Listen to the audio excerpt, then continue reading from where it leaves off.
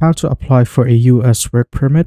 So, to apply for a U.S. work permit, you'll typically need to secure a job offer in the U.S. from a U.S. employer. So, after that, they will file a petition with the USCIS, or the United States Citizenship and Immigration Services. And this petition, along with your application for a temporary work visa like H-1B or H-2B, will then be reviewed by the U.S. Department of State. And if you are already in the US and have a pending application for a green card or other immigration benefits, you may be eligible to apply for an EAD, or the Employment Authorization Document, using the Form I-765. So here are some notes that you should remember.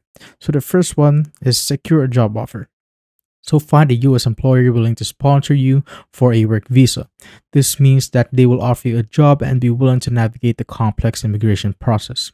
And next is ensure your qualifications meet the requirements of the job you are applying for. And after that, make sure that you follow these next steps. So the employer fills out the petition with the USCIS. So your US employer will file a petition for a non-immigrant worker, which is the form I-129 with the USCIS, and this petition demonstrates that you meet the requirements for the specific work visa category. And for some visas, which is the H-1B, H-2A, and H-2B, the employer must also obtain a labor certification from the Department of Labor. And next is to apply for a temporary work visa.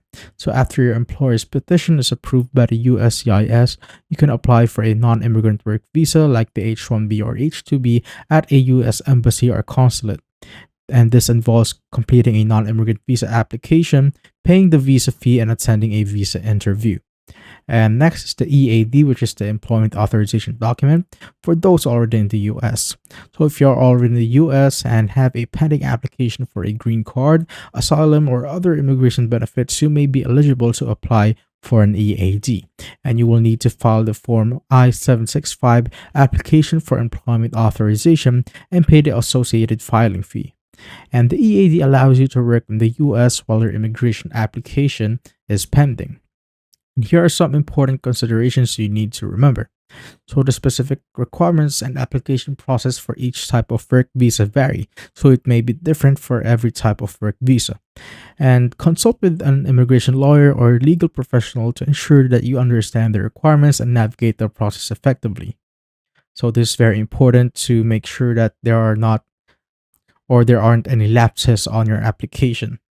And next is check out the US Department of State's website and the USCIS website, which provide the detailed information about various work visas and the application process.